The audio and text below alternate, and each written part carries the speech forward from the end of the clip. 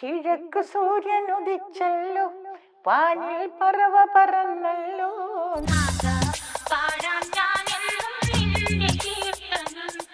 അതെനിക്ക് തോന്നുന്നു ഒരു പക്ഷേ ഫെജോ ചെയ്യുന്നത് കൊണ്ടും കൂടി ആയിരിക്കും. ഫെജോയ്ക്ക് വലിയ ആരാധകരാണല്ലോ, അപ്പം അതുകൊണ്ടായിരിക്കണം. പക്ഷെ എന്നാലും എനിക്ക് വളരെ സന്തോഷമുണ്ട്. അതൊരു പ്രത്യേക മോഡലിൽ അതൊക്കെ ചെയ്യുന്നുവല്ലോ. കുട്ടികളുടെ ആ കഴിവ് അത് നമ്മൾ അംഗീകരിച്ചേ പറ്റൂ. ഈ 23-24 വർഷം കഴിഞ്ഞിട്ട് തങ്ങളുടെ വോയിസിന് ഒരു മാറ്റവും ഇല്ല എന്നുള്ളതാണ്.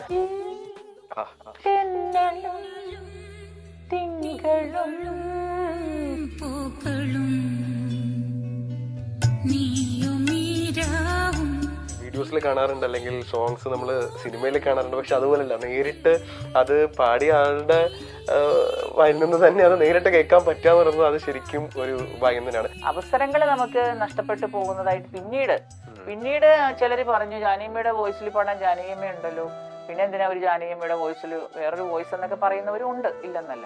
പക്ഷെ അവരോട് പറയാനുള്ളത് എൻ്റെ വോയിസ് എൻ്റെ തന്നെയാണ്. ജാനകിയമ്മയ്ക്ക് പകരം നമ്മളാകുമോ?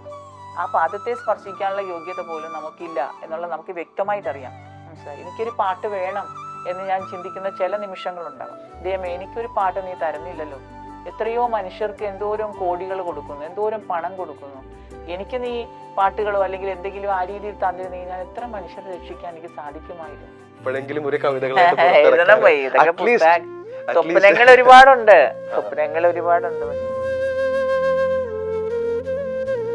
അത് പൂർത്തിയാക്കാനായിട്ട് ഈ പൈസയും വെച്ചോണ്ട് ഇങ്ങനെ ഇരിക്കുമ്പോഴായിരിക്കും പെട്ടെന്നൊരു സുപ്രഭാതത്തില് ജീവിതമില്ലാത്തൊരു വ്യക്തി മുന്നിൽ വന്ന് നിൽക്കുമ്പോൾ ഞാൻ എന്ത് ചെയ്യും? ജീവിതമല്ലേ വലുത്. ഇഞ്ചി my meal partner. Hi, hello. ഇപ്പൊ സോഷ്യൽ മീഡിയയിൽ നമ്മൾ എല്ലാവരും കേട്ടുകൊണ്ടിരിക്കുന്ന ഒരു പാട്ടാണ് കിഴക്ക് സൂര്യൻ ഉദിച്ചല്ലോ, അല്ലെ? അപ്പോ അതിന്റെ വളരെ ട്രെൻഡിങ് ആയിട്ട് നടന്നുകൊണ്ടിരിക്കുകയാണ്. നമ്മളെല്ലാവരും നമ്മുടെ ഒക്കെ വായിൽ ഇങ്ങനെ വന്നുകൊണ്ടിരിക്കുകയാണ്. ഈ ഇൻസ്റ്റാഗ്രാമിലായിക്കോട്ടെ, ഫേസ്ബുക്കിലായിക്കോട്ടെ, നമ്മളൊക്കെ ഇപ്പൊ എപ്പോഴും കേട്ടുകൊണ്ടിരിക്കുന്ന ഒരു സോങ് ആണത്. അപ്പോൾ ആ സോങ്ങിന്റെ ശരിക്കുമുള്ള ആ ഒരു വോയിസിന്റെ അവകാശിയെ തേടി ഞാൻ അങ്ങനെ എത്തിയത് നമ്മുടെ MLA ഡെലിമ ജോജോയുടെ വീട്ടിലാണ്. So welcome to the show ma'am. This is milestone makers presents talk of the town. Welcome. അപ്പോൾ മാം ശരിക്കും അറിയുന്നുണ്ടായിരുന്നു മാമിന്റെ വോയിസ് ഇപ്പോ വർഷങ്ങൾക്ക് മുന്നേ പാടിയൊരു പാട്ടായിരുന്നില്ലേ അത്? എനിക്കൊന്ന് 2003 എങ്ങാണ്ടോ പാടിയൊരു പാട്ടാണ്, ഒരു ക്രിസ്തീയ ഭക്തിഗാനമായിരുന്നു. ഇത് വർഷങ്ങൾക്ക് ശേഷം ഒരു റാപ്പറിന്റെ ഒരു വേർഷൻ, അതായത് ഫെജോയുടെ ഒരു വേർഷനാണ് ഇപ്പൊ ഇത്രയും ട്രെൻഡിങ് ആവുന്നത്. അപ്പോ ആരെങ്കിലും അയച്ചു തന്നിരുന്നു? എപ്പോഴാണ് മാം അറിഞ്ഞത് മാമിന്റെ വോയിസ് വർഷങ്ങൾക്ക് ശേഷം ട്രെൻഡിങ് ആവുന്നുണ്ടെന്നുള്ളത്? ഞാൻ ഇത് അറിഞ്ഞിട്ട് 2-3 ആഴ്ചയൊക്കെ ആയിട്ടുള്ളൂ. അത് എന്നെ നമ്മളുടെ തന്നെ പാർട്ടിയിലെ ഒരു കുട്ടിയെ വിളിച്ചു പറയുന്നു, ഇങ്ങനെ ഒരു പാട്ട് ഭയങ്കരമായിട്ട് ട്രെൻഡ് ആയിട്ടുണ്ട്, അപ്പോ അത് കേൾക്കണം എന്ന് പറഞ്ഞ് എനിക്ക് അയച്ചു തന്നു. അങ്ങനെ ഞാൻ കേൾക്കുന്നത്. അപ്പോഴാണ് ഇത് ഇങ്ങനെ ആരാണ് എന്താണെന്നൊക്കെ പിന്നെ അന്വേഷിച്ച് നമ്മൾ പോയത്. എന്ന് വെച്ചാൽ അങ്ങനെയല്ല, ഈ പാട്ട് ചെയ്ത ആളെ എനിക്കറിയാം, മ്യൂസിക് ചെയ്തിരുന്നത് വൈലിൻ ജേക്കബാണെന്നറിയാം. വർഷങ്ങൾക്ക് മുന്നേ 96, 97 ആ കാലഘട്ടത്തിലാണ് ഞാൻ ക്രിസ്ത്യൻ ഡിവോഷണൽ ഏറ്റവും കൂടുതൽ പാടുന്ന ഒരു സമയം. ആ സമയത്ത് വൈലിൻ ജേക്കബ് എന്ന് പറഞ്ഞൊരു നല്ല മ്യൂസിക് ഡയറക്ടർ ഉണ്ടായിരുന്നു. രക്ഷക, ആ പാട്ടുകൾ ഇതെല്ലാം ഓർക്കസ്ട്രേഷൻ മ്യൂസിക് ഒക്കെ ചെയ്ത ഒരു വ്യക്തിത്വമാണ് വൈലിൻ ജേക്കബ്. അദ്ദേഹം മരിച്ചുപോയി. 32 വയസ്സിൽ അദ്ദേഹം മരിച്ചു. അപ്പോ പക്ഷെ നല്ല മ്യൂസിക് ഡയറക്ടർ ആയിരുന്നു. നല്ല ഈ ഓർക്കസ്ട്രേഷൻ വളരെ മനോഹരമായിട്ട് ചെയ്യുന്ന നല്ലൊരു വയലിനിസ്റ്റ്. എന്തോ പിന്നെ അതിന്റെ ഓർക്കസ്ട്രേഷൻ ഒക്കെ ഇവരൊക്കെയാണ് എല്ലാരും ചെയ്തിരിക്കുന്നത്. നല്ല പാട്ടുകൾ, അത് ദൈവസ്നേഹം വർണ്ണിച്ചിടാൻ, അങ്ങനെയുള്ള കുറെ പാട്ടുകൾ ഇവര് ചെയ്തിട്ടുണ്ട്, ഹിറ്റായ പാട്ടുകൾ. അപ്പോ അദ്ദേഹം തൊടുന്ന വർക്കുകളെല്ലാം തന്നെ എനിക്ക് തോന്നുന്ന ഒരു രവീന്ദ്രൻ മാസ്റ്റർ എങ്ങനെയാണ് അതുപോലെയായിരുന്നു ക്രിസ്ത്യൻ ഫീൽഡിൽ അദ്ദേഹം. ഞങ്ങൾക്കൊക്കെ വലിയ ആരാധനയും ബഹുമാനമായിരുന്നു. ഒരു ചെറുപ്പക്കാരനാണ്, പക്ഷെ ആ പ്രായത്തിൽ അദ്ദേഹം വലിയ നല്ല നല്ല പാട്ടുകൾ അദ്ദേഹം ചെയ്തു എന്നുള്ളത്. അപ്പോ അന്ന് ചെയ്ത പാട്ടാണിത്. അതെ, അദ്ദേഹം ചെയ്ത പാട്ടാണ്. ഒരുപക്ഷെ ഈ സോഷ്യൽ മീഡിയ ഒക്കെ വരുന്നത് ഒരുപാട് നല്ലതല്ലേ? കാരണം എന്ന് വെച്ച് കഴിഞ്ഞാൽ നമ്മള് ഒരുപക്ഷെ എത്രയോ നാള് മുന്നേ കേട്ട് മറന്ന കുറെ പാട്ടുകൾ ഇപ്പൊ പുതിയ വേർഷനിലൂടെയാണ് പുതിയ ജനറേഷനിലോട്ട് എത്തുന്നത്. അതെ അതെ. എന്താ തോന്നിയേ? കാരണം 22-23 വർഷമായി താങ്കളത് പാടിയിട്ട്. അപ്പൊ ഇത്രയും വർഷത്തിന് ശേഷം പുതിയ ആൾക്കാരുടെ, ന്യൂ ജനറേഷന്റെ ഇടയിൽ ഇത്രയും വലിയൊരു സ്വീകാര്യത കിട്ടുകയാണ്. എന്താ ഫീലിംഗ് ഇപ്പൊ അത് കേൾക്കുമ്പോ? സന്തോഷമുണ്ട്. കാരണം കുട്ടികളുടെ കഴിവെന്ന് പറഞ്ഞാൽ ഇപ്പോഴത്തെ കുട്ടികളുടെ കഴിവ് നമ്മളെ അത്ഭുതപ്പെടുത്തുന്നതാണ്. അപ്പം അവരുടെ കഴിവിലൂടെ അത് പുറത്തു വന്നപ്പോൾ അതിന് വലിയ മാറ്റങ്ങൾ ഉണ്ടായി. അത് ഇപ്പോഴത്തെ ട്രെൻഡില് കുട്ടികളെ ഇപ്പോഴത്തെ പിള്ളേർ ജനറേഷൻ സ്വീകരിച്ചു. പഴയ ആൾക്കാർക്ക് എങ്ങനെയാണെന്ന് എനിക്കറിയില്ല. പക്ഷെ ഇപ്പോഴത്തെ ജനറേഷൻ അതിനെ വളരെ സ്നേഹത്തോടുകൂടെ സ്വീകരിച്ചു. അതെനിക്ക് തോന്നുന്നു ഒരു പക്ഷേ ഫെജോ ചെയ്യുന്നത് കൊണ്ടും കൂടി ആയിരിക്കും. ഫെജോയ്ക്ക് വലിയ ആരാധകരാണല്ലോ. അപ്പൊ അതും കൊണ്ടായിരിക്കണം. പക്ഷെ എന്നാലും എനിക്ക് വളരെ സന്തോഷമുണ്ട്. അതൊരു പ്രത്യേക മോഡലിൽ അതൊക്കെ ചെയ്യുന്നുവല്ലോ. കുട്ടികളുടെ ആ കഴിവ് അത് നമ്മൾ അംഗീകരിച്ചേ പറ്റുള്ളൂ. അതെ അതെ.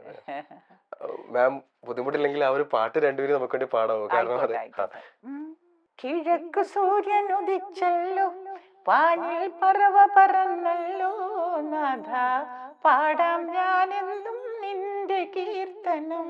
ഓ നേരാം വഴി കാട്ടി നീ എൻ മുന്നിൽ വന്നിടൂ. കിഴക്ക് സൂര്യൻ ഉദിച്ചല്ലോ, വാനിൽ പറവ പറന്നല്ലോ, നാഥ പാടാം ഞാനെന്നും നിന്റെ കീർത്തനം. ഓ നേരാം വഴി കാട്ടി നീ എൻ മുന്നിൽ വന്നിടൂ. ഓ സൂപ്പർ. നമ്മുടെ ക്രൂ ഫുള്ളും കൈയടിച്ചിരിക്കുകയാണ്. ഈ 23-24 വർഷം കഴിഞ്ഞിട്ട് താങ്കളുടെ വോയിസിന് ഒരു മാറ്റവും ഇല്ല എന്നുള്ളതാണ്. എന്തെങ്കിലും ചെയ്യുന്നുണ്ടോ? അത് റെഗുലർ പ്രാക്ടീസോ? പാട്ടിന് പാടാൻ തന്നെ സമയമില്ല. എന്നാലും റെക്കോർഡിംഗ് ഒക്കെ ഉള്ളപ്പോ പാടും. കിട്ടണതൊക്കെ കളയില്ല. കാരണം അതൊരു ഞാനത് പല വേദിയിലും പറഞ്ഞിട്ടുണ്ട്. അതൊരു ആയുധം കൂടിയാണ് എനിക്ക്. രാഷ്ട്രീയത്തിൽ പിടിച്ചു നിൽക്കാനുള്ള ഒരു ആയുധം കൂടിയാണ് എൻ്റെ സംഗീതം. കാരണം അതിൽ നിന്നും എന്തെങ്കിലുമൊക്കെ വരുമാനം കിട്ടുമ്പോൾ നമുക്ക് എല്ലാവരെയും നോക്കാൻ പറ്റില്ല. എന്നാലും നമുക്ക് പറ്റുന്നവരെ കുറച്ചെങ്കിലും സഹായിക്കാൻ പറ്റുന്നുണ്ട്. അത് എൻ്റെ ഒരു ഭാഗ്യമാണ്. ഈ ശബ്ദം ആക്ച്വലി നമ്മൾ കേൾക്കുമ്പോൾ, മാം സിനിമയിൽ പാടിയ പാട്ടുകൾ നമ്മൾ കേൾക്കുമ്പോൾ എവിടേക്കോ നമ്മൾ പെട്ടെന്ന് വിചാരിക്കും ജാനകിയമ്മയുടെ വോയിസ് അല്ലേ ഇത്, അങ്ങനെ. അപ്പോ അങ്ങനെ ഒരുപാട് പേര് തെറ്റിദ്ധരിച്ചിട്ടില്ലേ ശരിക്കും ജാനകിയമ്മയാണ് ഈ പാട്ട് പാടിയത്? എല്ലാവരും തന്നെ. കാരണം ജാനകിയമ്മയുടെ ഞാൻ ഒരുവിധപ്പെട്ട പാട്ടുകളെല്ലാം റീടേക്ക് ചെയ്ത്, അതായത് രണ്ടാമത് റെക്കോർഡ് ചെയ്ത് പാടിയതാ. എല്ലാ പാട്ടുകളും ജാനകിയമ്മയുടെ ഒരുവിധപ്പെട്ട എല്ലാ പാട്ടുകളും. ഇനി തെലുങ്കിലും കന്നഡയിലും പാടിയത് പോലും ഇവിടെ കൊണ്ടുവന്ന് എന്നെ കൊണ്ട് പാടിക്കുമായിരുന്നു. ഒരുപാട് പാട്ടുകൾ. അത് ഭാഗ്യദ ലക്ഷ്മി ഭാരം വാ എന്ന് പറഞ്ഞ് അങ്ങനത്തെ പാട്ടുകൾ. അതുപോലെ ഹാടുത്തികളു നേത്രാവതി കേളി ബന്നി ಮಂಜುನಾಥ ದೇವನಕ್ಕೆ ಜಯ ಜಯವನ್ನಿ പളനിമല ക്ഷേത്ര മൂർത്തി ബാലമുരുക. അതിന് മലയാളം ഉണ്ട്, മനസ്സിലായില്ലേ? ഇതൊക്കെ ഞാന് അന്നേ ഇങ്ങനെ ബാംഗ്ലൂരിൽ നിന്നൊക്കെ ഇത് കൊണ്ടുവന്നിട്ട് എന്നെ കൊണ്ട് പാടിക്കും. പാടിച്ചിട്ട് അവിടെ ഇറക്കുമായിരുന്നു. ഞാനും മധുബാലകൃഷ്ണനും അങ്ങനെ പാടുമായിരുന്നു. ഈ അവിടുത്തെ കന്നഡ, തെലുങ്ക്. നമുക്ക് ഭാഷ അറിയില്ല, പക്ഷെ അവരത് പറഞ്ഞു തന്നെ നമ്മളെ കൊണ്ട് പാടിക്കുമായിരുന്നു. അപ്പൊ ജാനകിയമ്മയുടെ ഒരുവിധപ്പെട്ട എല്ലാ പാട്ടുകളും ഞാൻ പാടിക്കഴിഞ്ഞു. തളിരിട്ട ഇനാക്കളെന്നും പിന്നെ എല്ലാ പാട്ടുകളും. അതുപോലെ പിന്നെ നമ്മുടെ മഞ്ഞണിപ്പൂനിലാവെന്നുള്ള CD, കേശാദിപാദം, പ്രേതഗാനങ്ങള്, താരാട്ട് പാട്ടുകൾ എന്ന് പറഞ്ഞിറങ്ങി. അങ്ങനെ ഒരുവിധപ്പെട്ട രീതിയിലുള്ള ഡ്യുവറ്റ് പാട്ടുകളെല്ലാം, ഇങ്ങനെ എല്ലാ പാട്ടുകളും ജാനകിയമ്മയുടെ എന്നെ കൊണ്ട് ഇങ്ങനെ പാടിച്ചിറക്കുമായിരുന്നു. അതിപ്പോ അത് സരിക അബുക്കായാണ്, അത് സരിക ഓഡിയോസ് ആണ് അത് കൂടുതൽ ഇറക്കിയിരിക്കുന്നത്. പിന്നെ വിൽസൺ ഓഡിയോസ് അവരുടെ ആ സമയത്ത് കുറെ ഇറക്കിയിട്ടുണ്ട്. അങ്ങനെ ഒരുവിധപ്പെട്ട പാട്ടുകളെല്ലാം തന്നെ പാടിക്കഴിഞ്ഞതാണ്. എപ്പോഴെങ്കിലും വിഷമം വന്നിട്ടുണ്ട്? അതായത് ഞാൻ പാടുന്ന പാട് എന്റെ പേരിൽ അറിയപ്പെടുന്നില്ല, എല്ലാരും ജാനകിയമ്മ പാടിയതെന്ന് വിചാരിക്കുന്നു എന്ന് ഓർത്തിട്ട്? എനിക്ക് അങ്ങനത്തെ വിഷമമൊന്നുമില്ല. കാരണം ജാനകിയമ്മയുടെ പേര് പറഞ്ഞാണല്ലോ എന്നെ ആളാക്കിയത്. അപ്പൊ ഞാൻ അതില് വിഷമിക്കുന്നൊന്നുമില്ല. പക്ഷെ അവസരങ്ങൾ നമുക്ക് നഷ്ടപ്പെട്ടു പോകുന്നതായിട്ട് പിന്നീട് ചിലര് പറഞ്ഞു ജാനകിയമ്മയുടെ വോയിസിൽ പാടാൻ ജാനകിയമ്മ ഉണ്ടല്ലോ, പിന്നെ എന്തിനാ ഒരു ജാനകിയമ്മയുടെ വോയിസിൽ വേറൊരു വോയിസ് എന്നൊക്കെ പറയുന്നവരും ഉണ്ട്, ഇല്ലെന്നല്ല. പക്ഷെ അവരോട് പറയാനുള്ളത് എന്റെ വോയിസ് എൻ്റെ തന്നെയാ, എനിക്ക് തന്നെയുള്ള വോയിസ്. എൻ്റെ ഇത്തിരി കൂടി ഡെപ്ത് കലർന്ന വോയിസ് ആണ്. ജാനകിയമ്മയുടെ കിളിനാദമാണ്. ജാനകിയമ്മയ്ക്ക് പകരം നമ്മളാകുമോ? ആ പാദത്തെ സ്പർശിക്കാനുള്ള യോഗ്യത പോലും നമുക്കില്ല എന്നുള്ളത് നമുക്ക് വ്യക്തമായിട്ടറിയാം. നമ്മളെ എടുത്തുന്നതും ഇപ്പൊ ഹിന്ദിയിലൊക്കെ പാടുന്ന പല സ്ത്രീകളുടെയും വോയിസ് അവിടുത്തെ ലതാ മങ്കേഷ്കറിന്റെ, ആശാ ഭോൺസ്ലെയുടെ ഇവിടെയൊക്കെ ടോണാണ്. അവരാരും ഇത് പറയുന്നില്ലല്ലോ. ഇവിടെ മാത്രം എന്താ ഈ വ്യത്യാസം എന്ന് എനിക്ക് പിടുത്തം കിട്ടുന്നില്ല. ഇനിയിപ്പോ അങ്ങനത്തെ ഒരു ടോൺ ഉണ്ടായെന്നോ, ദാസേട്ടന്റെ വോയിസ് ഉണ്ടായെന്നോ, അല്ലെ ജേട്ടന്റെ വോയിസ് ഉണ്ടായെന്നോ, ഇതേപോലെ പലരെയും പറഞ്ഞ് എന്തിനാണ് അവരുടെ ഭാവി കളയുന്നതെന്ന് നമുക്ക് മനസ്സിലാവില്ല. മനസ്സിലായി? അങ്ങനത്തെ ടോണുകൾ എല്ലാവർക്കും ഉണ്ടാകാൻ പാടില്ല. നമ്മൾ ഒരുപാട് സ്നേഹിക്കുമ്പോൾ അതിനല്ല എൻ്റെ വീട്ടിൽ എൻ്റെ മദർ, എൻ്റെ സിസ്റ്റേഴ്സ് എല്ലാരും പാടുന്ന കേട്ടാ കറക്റ്റ് ജാനകിയ അതുപോലെ പാടുന്നവരാ. അവർക്കൊക്കെ ഭാഗ്യം ഉണ്ടായില്ലെന്ന് മാത്രമേ ഉള്ളൂ. മനസ്സിലായോ? അപ്പൊ നമ്മൾക്ക് അതിൽ നിന്ന് നമുക്ക് ആ ഇപ്പൊ സുജാ ചേച്ചിയുടെ മകളുടെ വോയിസ് കേട്ട സുജാ ചേച്ചിയുടെ വോയിസ് തന്നെയായിട്ടാണ് നമുക്ക് തോന്നുന്നത്. ചെറുപ്പകാലത്തിലുള്ള അതേ വോയിസ് ആണ്. വേണുചേട്ടന്റെ പാട്ട് കേട്ട വേണുചേട്ടന്റെ മകൻ പാടുന്ന കേട്ട വേണുചേട്ടന്റെ വോയിസ് പോലെ നമുക്ക് തോന്നാൻ സാധ്യതയുണ്ട് പല സ്ഥലങ്ങളിലും. അങ്ങനെയുള്ളൊക്കെ സാധ്യതകൾ ഉണ്ടാവാമല്ലോ. അതിനെയൊക്കെ നമ്മൾ കഴിവല്ല അത് എന്തിനാണ് ഇങ്ങനെയെന്നൊക്കെ പറയുന്നത് അങ്ങനെയുണ്ട്. അങ്ങനെയുള്ള ചില മനുഷ്യരുണ്ട്. പക്ഷെ എല്ലാവരും തന്നെ നമ്മളെ സ്നേഹിച്ചിരുന്നു കേട്ടോ. പിന്നെ ഒരുപാട് ഉയരങ്ങളിലേക്ക് വളരാൻ നമ്മൾ സ്വയം ആഗ്രഹിച്ചില്ല. നാമും കുറെ ആഗ്രഹിക്കണമല്ലോ. ഇപ്പൊ എനിക്ക് അങ്ങനെ വലിയ ആഗ്രഹങ്ങൾ ഉണ്ടാവണമല്ലോ. ശരിക്കും അപ്പൊ ആ ഒരു സമയത്ത് എന്തായിരുന്നു ആഗ്രഹം? അതായത് മലയാളം സിനിമ സംഗീത രംഗത്ത് വരുന്നു, സിനിമയിൽ മാത്രമല്ല കേട്ടോ, ആൽബം രംഗത്ത് വരുന്നു, ഈ ഭക്തിഗാനങ്ങൾ, ക്രിസ്തീയ ഭക്തിഗാനങ്ങൾ മാത്രമല്ല ഹൈന്ദവ ഭക്തിഗാനങ്ങളും ഒത്തിരി പാടിയിട്ടുള്ള ഒരാളാണ്, അത് ഒരുപാട് പാടിയിട്ടുണ്ട്. അതെ. അപ്പോ ആൾക്കാരുടെ ഒരു സ്വീകാര്യത, ജനങ്ങളുടെ ഒരു സ്വീകാര്യത ഒക്കെ വരുന്നുണ്ടല്ലോ. അപ്പൊ എപ്പോഴെങ്കിലും ഒക്കെ മനസ്സിൽ തോന്നിയിട്ടില്ല എനിക്ക് വലിയൊരു ഗായിക ആവണം, ആ രീതിയിൽ അറിയപ്പെടണം എന്നൊന്നും ആഗ്രഹിച്ചിട്ടില്ല എന്നാണോ പറയുന്നത്? അങ്ങനെയൊന്നും ആഗ്രഹിച്ചില്ല. ഞാനൊരു മീഡിയം ലെവൽ ഇപ്പോഴിപ്പോ MLA ആണെന്നുള്ള ഒരു ഇത് എല്ലാവരും പറയുന്നുണ്ടെങ്കിലും നമ്മൾ MLA ആയിട്ട് നമ്മൾ ചിന്തിക്കുന്ന പോലും ഇല്ല. നമ്മളൊരു സാധാരണ വ്യക്തിത്വം ആയിട്ടാണ് ചിന്തിക്കുന്നത്. തിരിച്ചു മടങ്ങേണ്ടവൾ എന്നാണ് എപ്പോഴും എൻ്റെ ഹൃദയത്തിൽ എപ്പോഴും അതാണ്, തിരിച്ചു മടങ്ങേണ്ടവൾ. അപ്പോൾ അന്നും അതൊക്കെ തന്നെ ആയിരുന്നു. അങ്ങനെ ചിന്തിക്കുമ്പോൾ എനിക്ക് ദൈവം തന്നിരിക്കുന്ന കഴിവെന്ന് പറഞ്ഞാൽ പാട്ടുപാടാൻ തന്നെയല്ല, എനിക്ക് എഴുതാൻ സാധിക്കും. കവിതകൾ ഞാൻ ധാരാളം എഴുതിയിട്ടുണ്ട്. 40-45ഓളം കവിതകൾ എഴുതി വച്ചിട്ടുണ്ട്. വരയ്ക്കാൻ എനിക്ക് കലയാണ് കൂടുതൽ തന്നിരിക്കുന്നത്. എനിക്ക് തയ്ക്കാൻ പറ്റും. മനസ്സിലായില്ലേ? പലവിധ കഴിവുകൾ നമുക്ക് ദൈവം ചിലർക്ക് തരുമല്ലോ. അപ്പൊ എൻ്റെ കഴിവ്, എനിക്ക് തന്നിരിക്കുന്ന കഴിവ് എനിക്കുണ്ട്. പിന്നെ ഒരു ഗായകനെ ഞാൻ ചിന്തിക്കുമ്പോൾ ഒരു ഗായകനെയൊക്കെ ഒരുപാട് വലുതാകാൻ ആഗ്രഹിക്കാറില്ല. ഒരു പാട്ട് പാടുമ്പോൾ അതിൽ നിന്നൊരു തൃപ്തിയുണ്ട് നമുക്ക്. മനസ്സിലായോ? ഭാഗ്യമുള്ളവൻ രക്ഷപ്പെട്ടു പോകുന്നുണ്ട്, ഇല്ലെന്നല്ല. പിന്നെ ഞാൻ രക്ഷപ്പെടാൻ ആഗ്രഹിക്കുന്നു. ഇപ്പോഴെങ്കിലും ആഗ്രഹിച്ചിട്ടുണ്ടെങ്കിൽ അത് ആർക്കെങ്കിലും എന്തെങ്കിലും ചെയ്യണമെന്ന് ആഗ്രഹിച്ചിട്ട്. മനസ്സിലായി? എനിക്കൊരു പാട്ട് വേണം എന്ന് ഞാൻ ചിന്തിക്കുന്ന ചില നിമിഷങ്ങളുണ്ടാവാം. ദൈവമേ, എനിക്കൊരു പാട്ട് നീ തരുന്നില്ലല്ലോ. എത്രയോ മനുഷ്യർക്ക് എന്തോരം കോടികൾ കൊടുക്കുന്നു, എന്തോരം പണം കൊടുക്കുന്നു. നമ്മളിങ്ങനെ ഈ പാവപ്പെട്ടവന് ചെയ്യാൻ, അല്ലെങ്കിൽ ദാരിദ്ര്യ ദുഃഖം അനുഭവിക്കുന്നവന് ചെയ്യാൻ ഇരുന്നിട്ട് പോലും അവരെ നമ്മൾ ഹെൽപ്പ് ചെയ്യാൻ വലിയ മനസ്സുമായിട്ടിരുന്നിട്ടും എനിക്ക് ആ സമയത്ത് സഹായിക്കാൻ പറ്റുന്നില്ലല്ലോ. എനിക്ക് നീ പാട്ടുകളോ അല്ലെങ്കിൽ എന്തെങ്കിലും ആ രീതിയിൽ തന്നിരുന്നെങ്കിൽ ഞാൻ എത്ര മനുഷ്യരെ രക്ഷിക്കാൻ എനിക്ക് സാധിക്കുമായിരുന്നു. നീ എനിക്ക് അങ്ങനെ ഒരു മനസ്സ് തന്നിട്ടില്ലേ എന്നൊക്കെ ഞാൻ ചിന്തിക്കാറുമുണ്ട്, ഇല്ലെന്നല്ല. പക്ഷേ മെയിൻ സ്ട്രീം ഒരുപാട് സോങ്സ് പാടിയിട്ടുണ്ട്. അതായത് പ്രോപ്പർ മലയാളം കൊമേഴ്ഷ്യൽ സോങ്സ് എന്നൊക്കെ പറഞ്ഞ നമ്മുടെ എന്താ മഞ്ജുമാസ പക്ഷിയൊക്കെ അല്ലെ, നമ്മൾ എപ്പോഴും കേൾക്കുന്ന ഒരു എവർഗ്രീൻ ഹിറ്റാണ് മാം. മാമിന് ഇപ്പൊ കയ്യിൽ കിട്ടുമ്പോ നമുക്ക് ആ പാട്ട് മാമിന്റെ വോയിസിൽ ഒന്നുകൂടെ കേൾക്കാണ്ടിരിക്കാൻ പറ്റില്ല. എന്റെ വോയിസിൽ പലര് കേട്ട് കഴിഞ്ഞു. ഞാനും എപ്പോഴും ഇന്റർവ്യൂ ആണല്ലോ എനിക്ക് വെച്ചിരിക്കുന്നത്. അതുകൊണ്ട് തന്നെ ഈ മഞ്ഞുമാസ പക്ഷിയൊക്കെ എപ്പോഴും ഇങ്ങനെ പാടിക്കൊണ്ടിരിക്കുന്നതാണ്. എന്നാലും അതൊരു അഭിമാനമാണ് എനിക്ക്. ആ സമയത്തൊക്കെ ഇത്രയും വലിയ മ്യൂസിക് ഡയറക്ടേഴ്സിന്റെ ഒക്കെ പാട്ടുകൾ പാടാൻ, ജോൺസൺ മാസ്റ്ററിന്റെ പാടാൻ പറ്റി, വിദ്യാസാഗർ സാറിന്റെ, കമൽ സാറൊക്കെ പിന്നെ ഡയറക്റ്റ് ചെയ്ത സിനിമയിൽ പാടാൻ പറ്റി, പിന്നെ സിബി മലയിൽ ഡയറക്റ്റ് ചെയ്ത പടത്തിൽ പാടാൻ പറ്റി. മനസ്സിലായില്ലേ? രവീന്ദ്രൻ മാസ്റ്റർ മ്യൂസിക് ചെയ്ത പാട്ട് പാടാൻ പറ്റി. എല്ലാരും ആ സമയത്തുള്ള ഒരുവിധപ്പെട്ട വലിയ ആൾക്കാരുടെ പാട്ടുകൾ പാടാൻ പറ്റി. മോഹൻ സിത്താര, രവീന്ദ്രൻ മാഷ്, പിന്നെ ഞാൻ മുന്നേ പറഞ്ഞ പോലെ ഔസേപ്പച്ചൻ മാഷ്, രാജാമണി സാറ്, ഇങ്ങനെ ഒരുവിധപ്പെട്ട ആൾക്കാരുടെ പാട്ടുകളെല്ലാം എനിക്ക് പാടാൻ ആ ഭാഗ്യം. ഒരു 25ഓളം സിനിമയിലേ പാടിയുള്ളൂ. അതെല്ലാം ഈ നല്ലവരുടെ പാട്ടുകളാണ്. നല്ലവരെന്നല്ല, അന്ന് നമ്മള് ഈ മ്യൂസിക്കിൽ ചക്രവർത്തികൾ എന്ന് ചിന്തിക്കുന്നവരെ, രാജാക്കന്മാർ എന്ന് ചിന്തിക്കുന്നവരുടെ പാട്ടുകൾ പാടാൻ എനിക്ക് ഭാഗ്യം ഉണ്ടായി. അതൊക്കെ മതി. നമുക്കിപ്പോ വലുതാകാനൊന്നും ഇല്ല. പക്ഷെ ഞാൻ ദുഃഖിക്കുന്ന അവസരങ്ങളുണ്ട്. ഇങ്ങനെ ഇപ്പൊ ഈ രാഷ്ട്രീയത്തിൽ വന്നപ്പോ പലതും കണ്ട് നമ്മള് വേദനിക്കുന്നുണ്ട്. നമുക്ക് തോന്നാം, ഞാൻ നേരത്തെ പറഞ്ഞില്ലേ, ലൈഫില് ഇടയ്ക്കെങ്കിലും ഒക്കെ നമുക്ക് വിഷമം തോന്നും. കാരണം നമുക്ക് അർഹിക്കുന്ന രീതിയിലുള്ള ഇടയ്ക്കല്ല മോനെ, എപ്പോഴും വിഷമമുണ്ട്. കാരണം ഞാൻ പറഞ്ഞില്ലേ, ഈ വിഷമതകൾ അനുഭവിക്കുന്നവന്റെ വേദനകൾ നമുക്ക് ഒത്തിരി വലുതാ. അതിങ്ങനെ അനേകം മനുഷ്യരാണ് രോഗങ്ങളാൽ പിടയുന്നവര്. എല്ലാവർക്കും വേണ്ടത് പണമാണ്. മനസ്സിലായില്ലേ? നമ്മള് ഒരു സാന്ത്വനമല്ല, തോളിൽ തട്ടി സാന്ത്വനിപ്പിക്കാവുന്ന കാര്യങ്ങളൊന്നും അല്ല.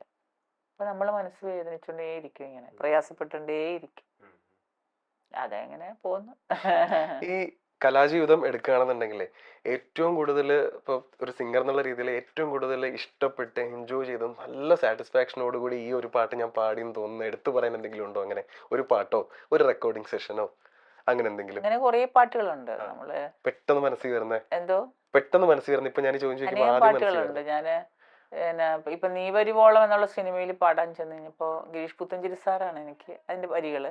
ഗിരീഷ് പുത്തഞ്ചേരി സാറ് പരിചയപ്പെടുത്തിയത് കൊണ്ടാണ് കൃഷ്ണകുടിയിൽ എനിക്ക് പാടാൻ സാധിച്ചത്. അപ്പൊ നീ വരുവോളം ഞാൻ പാടാൻ ചെല്ലുമ്പോൾ എന്നെ കൊണ്ടൊരു പാട്ട് പാടിച്ചു, ഒരു ട്രാക്ക് പാടിച്ചു, ചിത്ര ചേച്ചിയുടെ അതിന്റെ ട്രാക്ക് പാടിച്ചു. അപ്പൊ അത് പാടി കഴിഞ്ഞപ്പോ സിബി മലയിൽ സാറും പിന്നെ ജോൺസൺ മാസ്റ്റർ ഒക്കെ പറഞ്ഞു, തെളിമ ഇത് തെളിമ മനോഹരമായിട്ട് പാടിയിട്ടുണ്ട്, പിന്നെ ഇത് ഞങ്ങൾക്ക് ഈ സിനിമയിൽ ഇടണമെന്നുണ്ട്, പക്ഷെ ദലിമയ്ക്ക് വേണ്ടി കരുതി വെച്ചിരിക്കുന്ന മറ്റൊരു പാട്ടാണ്. മനസ്സിലായി? എനിക്ക് ശോകഗാനങ്ങളൊക്കെ വലിയ ഇഷ്ടമുള്ള ആളാണ്, പാടാനും ഇഷ്ടമാണ്. അപ്പൊ ഇത് ശോകമായിരുന്നു. ഒരു താനേ പൊലിയും കൈത്തിരി പോലെ തരളം തേങ്ങും തമ്പുരു പോലെ ശരമുനയിൽ പിടയും കിളി മനസ്സിലെ മൗനം നീ മറക്കൂ, മറ്റൊരു രാഗം നീ പാടൂ എന്നൊരു പാട്ടായിരുന്നു. ഭയങ്കര നമുക്ക് ഇങ്ങനെയല്ല പാടി, ഇതിപ്പോ നമ്മള് പാട്ട് പാടാനോ സാധകം ചെയ്യാനോ ഒന്നും പറ്റാത്തൊരു സാഹചര്യത്തിൽ ഇരിക്കുന്ന ഒരാളാണല്ലോ ഇപ്പൊ. അന്നൊക്കെ എന്ന് പറഞ്ഞാൽ നമ്മൾ ക്ലാസിക്കലൊക്കെ ഉസ്താദായിരുന്നു ഞാൻ.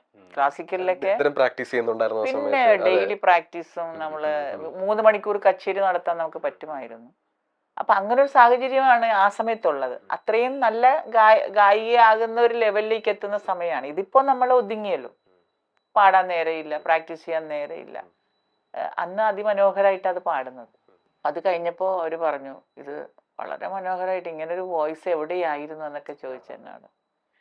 എന്നിട്ട് പിന്നെ അവർ വെച്ച പാട്ടാണ് ഈ തെന്നലും തിങ്കളും പൂക്കളും നീയും ഈരാവും എന്നുമെൻ കൂടെയുണ്ടെങ്കിൽ ഈ പൂങ്കുയിൽ പാട്ടിലെ ഈണവും നീയും ഈ നോവും എന്നുമെൻ കൂട്ടിനുണ്ടെങ്കിൽ. പാടിട്ട് ശരിയാണ്.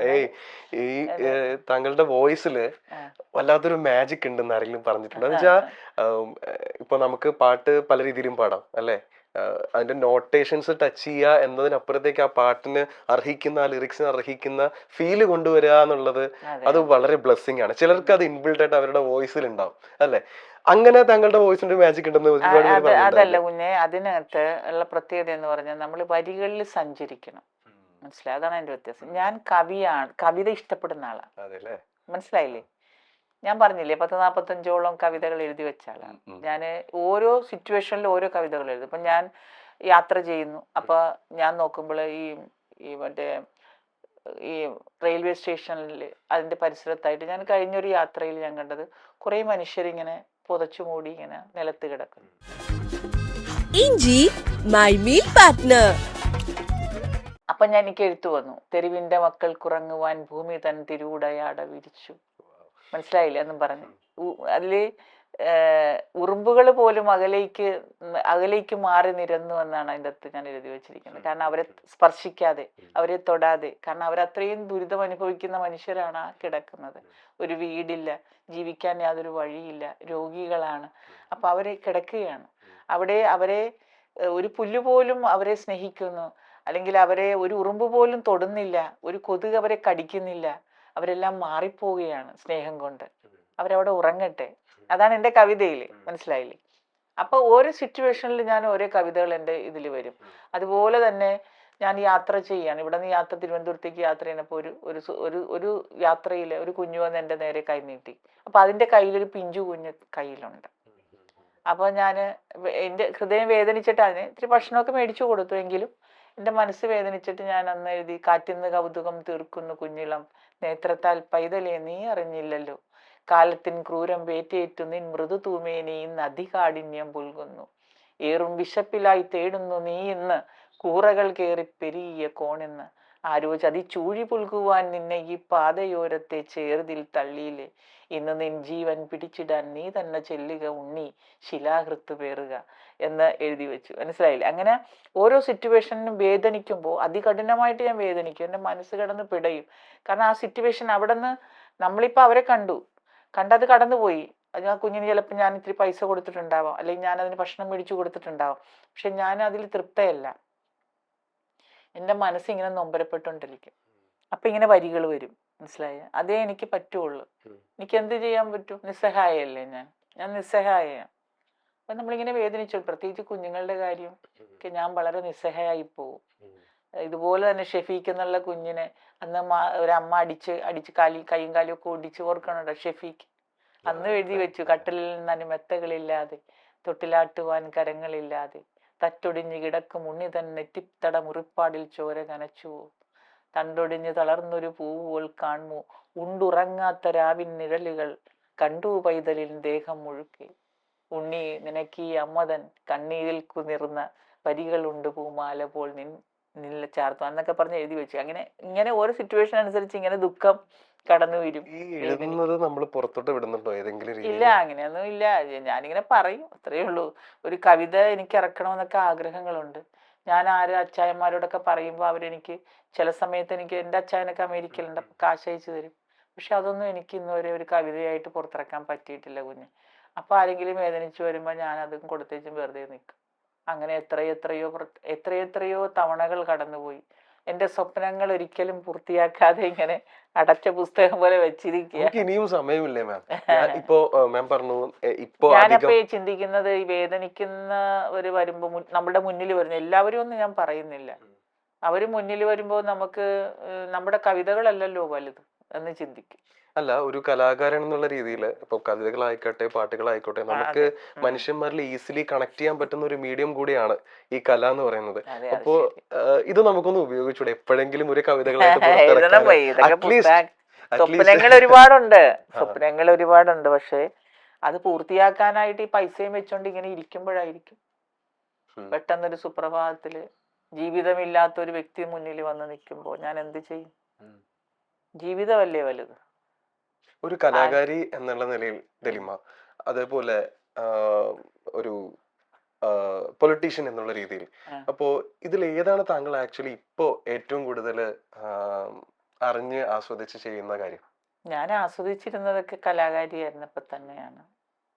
ഇപ്പോ ഈ ദുഃഖം ഞാൻ മുന്നേ പറഞ്ഞതുപോലെ പിടയുന്നവന്റെ മുന്നില് എന്താ പറയാ, 1 കോടി സങ്കടങ്ങളുടെ നടുക്ക് നിൽക്കുമ്പോൾ നമ്മൾ എങ്ങനെ നമുക്കിതിനെ ഒരുപാട് ഇഷ്ടപ്പെടാൻ പറ്റുന്നില്ല.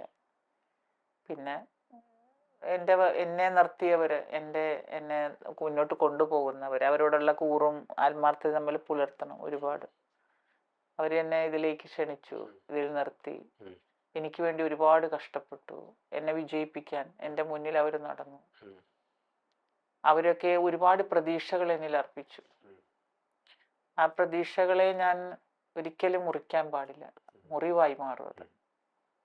ആ പ്രതീക്ഷകൾ മുറിക്കാതെ തന്നെ ഞാൻ അങ്ങേയറ്റം ആദരവോടുകൂടിയും ആഗ്രഹത്തോടു കൂടിയും ഞാൻ പറയുവാണ്, മാം പ്ലീസ് ഏതെങ്കിലും വഴിയുണ്ടെന്നുണ്ടെങ്കിൽ ഈ കവിതാശകലങ്ങൾ പുറത്തേക്ക് വിടണം. അറ്റ്ലീസ്റ്റ് നമുക്ക് ഇപ്പൊ ഒരു ബുക്കായിട്ട് പോലും എഴുതണം എന്നില്ല. ഇന്ന് നമ്മുടെ സ്റ്റേജ് നമുക്ക് ഉണ്ടാക്കാൻ പറ്റുന്നുള്ളതല്ലേ. ഇപ്പൊ ഇൻസ്റ്റാഗ്രാം ആയിക്കോട്ടെ, ഫേസ്ബുക്ക് ആയിക്കോട്ടെ, നമുക്ക് ചെറിയൊരു കുറിപ്പായിട്ട് പോലും ഇന്ന് കണ്ട ഒരു കാഴ്ച, മാമിന്റെ ലൈഫിൽ നേരിട്ട് കണ്ട കാഴ്ചകൾ വെച്ചിട്ടാണ് മാം ഈ വരികൾ എഴുതിയത് അല്ലേ.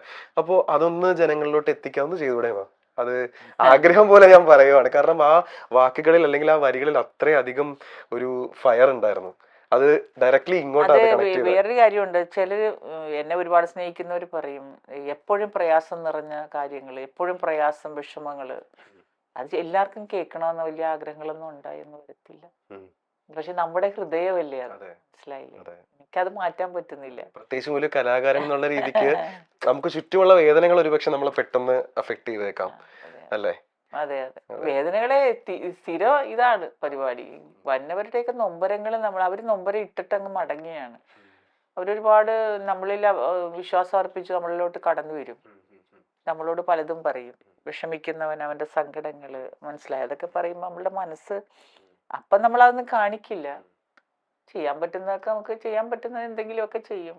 വലുതൊന്നും വലിയതൊന്നും എനിക്ക് പറ്റില്ലല്ലോ എന്ന് വെച്ച് ജീവനിൽ നിന്ന് രക്ഷിക്കാൻ ശ്രമിച്ച അവസരങ്ങൾ നമുക്കുണ്ട്, ഇല്ലെന്നല്ല. കാരണം അത് ഈ സിറ്റുവേഷനിൽ നിൽക്കുന്നത് കൊണ്ട്. പക്ഷെ ഞാനൊരു വലുത് നഷ്ടപ്പെടുത്തിക്കൊണ്ടായിരിക്കും ആ വ്യക്തിയെ ജീവനിലേക്ക് കൈപിടിക്കാൻ നോക്കുന്നത്. എൻ്റെതെല്ലാം ഞാൻ നഷ്ടപ്പെടുത്തിക്കൊണ്ടായിരിക്കും, എൻ്റെ സ്വപ്നങ്ങളെ തകർത്തുകൊണ്ടാണ് ഞാൻ. അല്ലെ ഞാൻ ആഗ്രഹിച്ച് ചിലപ്പോൾ പൊന്നുപോലെ വെച്ച സംഭവങ്ങളൊക്കെ ആയിരിക്കും ഞാൻ അതിനെ ആ വ്യക്തിക്ക് ആർക്കാണ് വെച്ചോ വിഷമത അനുഭവിച്ചവർക്ക് വേണ്ടി ഞാൻ കൊടുക്കുന്നത്. മനസ്സിലായി? അപ്പം ഞാനിങ്ങനെ ദൈവത്തിൻ്റെ മുന്നിൽ ഇരുന്ന് സങ്കടപ്പെടും. നീ എന്നെ ആ വ്യക്തിയെ ഇങ്ങോട്ട് എനിക്ക് കൊണ്ടുവന്ന് തന്നു, എനിക്ക് ഇനി ആ സ്വപ്നം ഇല്ലല്ലോ, മറ്റത് ഞാൻ കളഞ്ഞു. പക്ഷെ ദൈവം വേറൊരു ആശ്വാസം എനിക്ക് എവിടെയെങ്കിലും ഒക്കെ കരുതി വെക്കും. അപ്പോൾ എന്നെ ഒരുപാട് ഇഷ്ടപ്പെടുന്നുണ്ടെന്ന് ഞാൻ വിശ്വസിക്കുന്നു. ഈശ്വരനെ എന്നെ ഇഷ്ടപ്പെടുന്നു എന്ന് വിശ്വസിക്കുന്നുണ്ട്. ഈ പല ആൾക്കാരും പറഞ്ഞു കേട്ടിട്ടുള്ള ഒരു കാര്യമാണ് ഈ കലാവാസന കിട്ടുക എന്ന് പറയുന്നത്. അതൊരു ദൈവികമായിട്ടുള്ള ഒരു അനുഗ്രഹം, ഒരു ഡിവൈനിറ്റിയാണ്. അത് എല്ലാവർക്കും കിട്ടണമെന്നില്ല. എസ്പെഷ്യലി പാട്ട് പാടുക എന്നുള്ളത്. ഒരുപക്ഷെ നൃത്തം ചെയ്യാൻ നമ്മൾ ഒരുപക്ഷെ നമ്മുടെ ശരീരത്തിനെ ആ ഒരു മെയ്വഴക്കത്തിലോട്ട് കൊണ്ടുവന്നാൽ ഒരുവിധമൊക്കെ നമുക്ക് നൃത്തം ചെയ്യാൻ പറ്റും. പക്ഷെ തൊണ്ടയിൽ നിന്ന് ഈ ഒരു ശബ്ദം പുറത്തേക്ക് വരിക, അത് സംഗീതമായിട്ട് പുറത്തു വരിക, അത് ഈ സപ്തസ്വരങ്ങളുമായിട്ട് കണക്ട് ചെയ്ത് അത് വെളിയിലേക്ക് വരിക എന്നുള്ളത് എല്ലാവർക്കും പറ്റുന്നൊരു കാര്യമല്ല.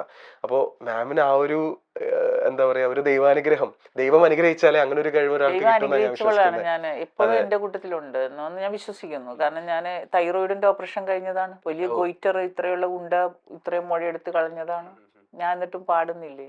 എന്നെ പാടിക്കുന്നതെയോ. അത് കഴിഞ്ഞ് ഞാൻ എത്ര രാജ്യങ്ങൾ കവർ ചെയ്തു, പാടാൻ പോയി. തൈറോയിഡിന്റെ ഓപ്പറേഷൻ കഴിഞ്ഞിട്ട് 2012 അന്നും ഇതേപോലെ എന്നെ കൈപിടിച്ചുയർത്തിയതാ. ശബ്ദം തരില്ല എന്ന് പറഞ്ഞതാ. ശബ്ദം തരില്ല എന്ന് പറഞ്ഞത് അവര് 10 വർഷം ഞാൻ കൊണ്ടു നടന്നത്. നമ്മളിത് വൈൻഡപ്പ് ചെയ്യുന്നതിന് മുന്നേ എൻ്റെ ഒരു പേഴ്സണൽ ആഗ്രഹമാണ് മാം നാഥ നീ വരൂ ആ പാട്ട് പാടി ഞാൻ കേട്ടിട്ടുണ്ട്. ഞാൻ ഒരുപാട് റിപ്പീറ്റ് അടിച്ച് കേട്ടൊരു പാട്ടാണ്. അതൊന്ന് ഇപ്പൊ പാടി എങ്ങനെയാവുന്ന പാടിത്തരാം.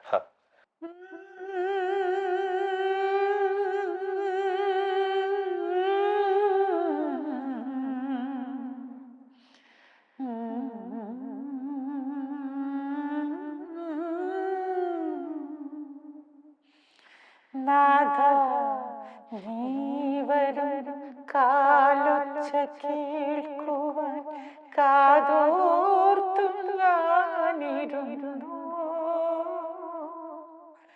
താവക വീതിയിൽ എന്നിൽ പക്ഷികൾ തൂവൽ വിരിച്ചു നിന്നു. നാഥ നീ വരും കാലൊച്ച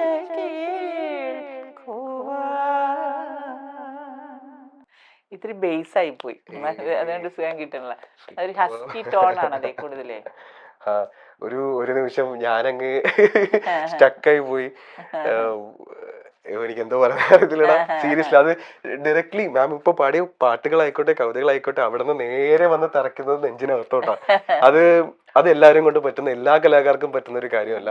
നിർത്തുന്നതിന് മുന്നേ ഞാൻ എൻ്റെ ഒരു ഹമ്പിൾ റിക്വസ്റ്റ് ആണ്. അത് എൻ്റെ മാത്രമല്ല, ഇത് കണ്ടുകൊണ്ടിരിക്കുന്നതും ഇവിടെ കേട്ടോണ്ടിരിക്കുന്ന എൻ്റെ ക്രൂ ആയിക്കോട്ടെ, അതുപോലെ തന്നെ ഇത് കാണുന്ന വീഡിയോ ഔട്ടാകുമ്പോൾ കാണുന്ന പ്രേക്ഷകർക്ക് എല്ലാവരും ഉള്ള റിക്വസ്റ്റ് ആണ്. മാം ഒരു പക്ഷേ ഈ സിനിമാ രംഗത്ത് നിന്നോ അല്ലാന്നുണ്ടെങ്കിൽ സ്റ്റേജിലോ മാം പഴയ പോലെ ആക്റ്റീവായിട്ട് നിൽക്കണം എന്നില്ല. പക്ഷേ നമ്മൾ വിചാരിച്ചാൽ നമ്മുടെ സ്റ്റേജ് നമുക്ക് ഉണ്ടാക്കാൻ പറ്റും. ഒരു മൊബൈലിലൂടെ നമുക്ക് ലോകം മുഴുവൻ എത്തിച്ചേരാൻ പറ്റും. പ്ലീസ് മാം ഇനിയും പാടണം. നമുക്ക് ഇനിയും മാമിൻ്റെ പാട്ടുകൾ കേൾക്കണം. അത് പാട്ട് മാമിനെ സ്നേഹിക്കുന്ന ആൾക്കാർ മാത്രമല്ല, സംഗീതത്തെ സ്നേഹിക്കാത്തതായിട്ട് ആരുമില്ല അല്ലേ. അപ്പോൾ സംഗീതത്തെ സ്നേഹിക്കുന്ന അത്രയും ജനങ്ങളുടെ കൂടി ആഗ്രഹമാണ്. ചെയ്യില്ലേ പ്ലീസ്, വാക്കേറണം. അപ്പോൾ എനിക്കറിയാം മാം ഒരു പൊളിറ്റീഷ്യനാണ്. ഒരുപാട് സ്ഥലങ്ങളിൽ ഇപ്പം മാം നിൽക്കുന്നതും 2-3 പരിപാടികൾ മാം ഇങ്ങനെ പെൻഡിങ് വെച്ചിട്ടാണ് നമുക്ക് ഇത്രയൊരു സമയം തന്നല്ലേ. അപ്പോൾ ബട്ട് സ്റ്റിൽ ഒന്ന് എവിടെയെങ്കിലും പോകാൻ ഇറങ്ങി നിൽക്കുമ്പോൾ പെട്ടെന്ന് ഒരു 2 മിനിറ്റ് നമ്മളൊരു മൊബൈൽ എടുത്ത് ഓണാക്കി വെച്ചാൽ നമുക്കൊരു പാട്ട് പാടാം. ഓക്കെ മാം ദയവ് ചെയ്ത് പാടണം. നമുക്കത് കേൾക്കാൻ ഒരുപാട് ആഗ്രഹമുണ്ട്. അതുപോലെ മാമിന്റെ എഴുത്തുകൾ ഇപ്പൊ ബുക്കിലൂടെ പബ്ലിഷ് ചെയ്യാൻ ഒരു സമയം എടുക്കുന്നുണ്ട്, അല്ലെങ്കിൽ അതിനൊരു കാലതാമസം കിട്ടുന്നുണ്ടെങ്കിൽ ഫേസ്ബുക്കിലൂടെ ചെറിയൊരു കുറിപ്പായിട്ടോ അതൊക്കെ മാമിന് ചെയ്യാൻ പറ്റും. മാം അത് ചെയ്യണം. നമ്മൾ അതിനുവേണ്ടി വെയിറ്റ് ചെയ്യുന്നുണ്ട്. ഓക്കെ ഞാൻ പ്രേക്ഷകരുടെ അടുത്ത് ഒരു കാര്യം എടുത്ത് പറയേണ്ട ഒരു കാര്യം, നമ്മളിവിടെ ആക്ച്വലി ഇന്റർവ്യൂവിന് വന്നിട്ട് ഒരു മണിക്കൂറോളം പവറിന്റെ ഒരു ഫെയിലിയർ ഇഷ്യൂ ആയിട്ട് നമ്മൾ ഒരു മണിക്കൂർ ഇവിടെ സ്റ്റക്കായി. അപ്പോൾ ഒരു സിംഗർ ആയിട്ടുള്ള മാമിനെ നമുക്കറിയാം, അല്ലാതെ എനിക്ക് പൊളിറ്റീഷ്യൻ ആയിട്ടുള്ള മാമിനെ നമ്മൾ സോഷ്യൽ മീഡിയയിലൂടെ അല്ലെങ്കിൽ വാർത്തകളിലൂടെയൊക്കെ കാണുന്നുണ്ട്. അതിലൊക്കെ ഉപരി I must say this, you are A wonderful human being. വളരെ നല്ലൊരു മനുഷ്യനാണ്. കാരണം മാമിനോട് സംസാരിച്ച കുറച്ചു നേരം അത് നമ്മളെല്ലാവരും ഓർത്തിരിക്കുമെന്ന് എനിക്ക് തോന്നുന്നു. നല്ലൊരു മനുഷ്യനാണ് മാം. ഓക്കെ, അപ്പൊ അതിൻ്റെതായിട്ടുള്ള എല്ലാ അനുഗ്രഹങ്ങളും സന്തോഷവും ഒക്കെ മാമിനുണ്ടാവട്ടെ. ഇപ്പോ നമ്മള് കാണാൻ തന്നെ ഒരുപക്ഷെ കാരണം എന്ന് പറയുന്നത് കിഴക്ക് സൂര്യൻ ഉദിച്ചല്ലോ എന്ന് പറയുന്ന ഒരു ഗാനമാണല്ലോ. അപ്പോ അതിന്റെ റെക്കോർഡിങ്ങുമായിട്ട് ബന്ധപ്പെട്ട് എന്തെങ്കിലും മാമിന് എക്സ്പീരിയൻസ് ഷെയർ ചെയ്യാനുണ്ടോ? അതായത് എവിടെയായിരുന്നു അത് റെക്കോർഡ് ചെയ്തത്, എന്തായിരുന്നു ആ ഒരു പ്രോസസ്, ആ ഒരു സോങ് ഒരിക്കലും ഞാനത് ഓർക്കുന്നില്ല. ഈ എവിടെയാണത് പാടിയതെന്ന് എനിക്ക് തോന്നുന്നത് കോട്ടയത്ത് പിരമിഡിലാണെന്നുള്ളതാണ് എൻ്റെ ഓർമ്മ. പിരമിഡിൽ വെച്ചായിരുന്നു എന്നാണ് എൻ്റെ ഓർമ്മ. അതോ റിയാനിലാണോ എന്ന് എനിക്കറിയില്ല. റിയാനിലല്ല, ഒന്നെങ്കിൽ ചേതന അല്ലെങ്കിൽ പിരമിഡായിരിക്കും. അന്ന് റിയാൻ അത്രയും ഇതായിട്ട് തുടക്കം കുറിച്ചിട്ടില്ലെന്ന് എനിക്ക് തോന്നുന്നു. റിയാൻ കുറച്ച് കഴിഞ്ഞിട്ട് വന്നതാണ്. എനിക്ക് തോന്നുന്ന കോട്ടയം പിരമിഡിലാണെന്നാണ് എൻ്റെ വിശ്വാസം. എവിടെയാണെന്ന് ഞാൻ ഓർക്കുന്നില്ല. എങ്ങനെയായിരുന്നു ഒരു പ്രോസസ്? മാം വളരെ എൻജോയ് ചെയ്ത് തന്നെയല്ലേ പാടിയത്? അന്ന് പാടുമ്പോ നല്ല പാട്ടായിരുന്നു. അന്നേ താളമുള്ള പാട്ടത്. അപ്പൊ അത് വയലിൻ ജയിക്കപ്പ് ഇരുന്നുകൊണ്ടാണല്ലോ എടുക്കുന്നത് പാട്ട് നമ്മൾ പാടി. ഞാൻ അത് കഴിഞ്ഞ് വയലിൻ ജയിക്കപ്പിന്റെ എത്രയോ പാട്ടുകൾ പാടി. പിന്നെ ഒത്തിരി നല്ല ഈശോനാഥ, അതൊക്കെ അദ്ദേഹം ഓർക്കസ്ട്രേഷൻ ചെയ്തതാണ്, മ്യൂസിക്കും ഇതൊക്കെ ചെയ്തതാണ്. നല്ല ഹിറ്റ് പാട്ടുകൾ ഒരുപാട് പാടിയിട്ടുണ്ട് വയലിൻ ജയിക്കപ്പിന്റെ. എനിക്ക് മറവിയാണല്ലോ ഏറ്റവും പ്രധാനം. ഇന്നത് പെറുക്കി 17,000 പാട്ടുകൾ ഡിവോഷണൽ പാടിയിട്ടും ഇന്നത് പെറുക്കി പറയാനായിട്ട് എനിക്ക് ബുദ്ധിമുട്ട് അനുഭവപ്പെടുക.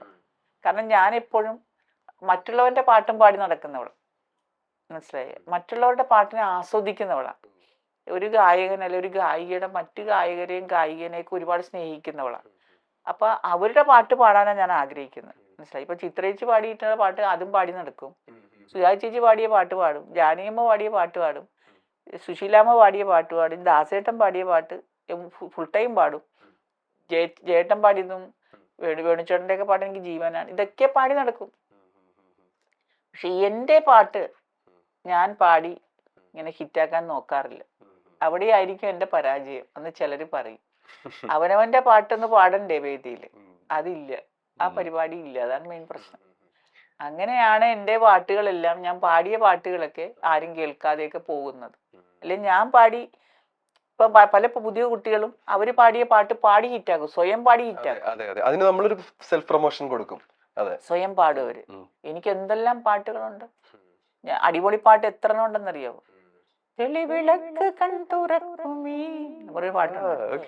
ജനുവരി തണുപ്പ് രാത്രിയിൽ നിറനിലാപ്പളങ്കി ചിന്തകൾ ചിതറി വീഴുമാദ്യ മാത്രയിൽ മനസ്സിനുള്ളിൽ കൂടുവച്ച മരതക കിളിക്കിടാങ്ങൾ മതിമറന്നു പാടിയാടിവ.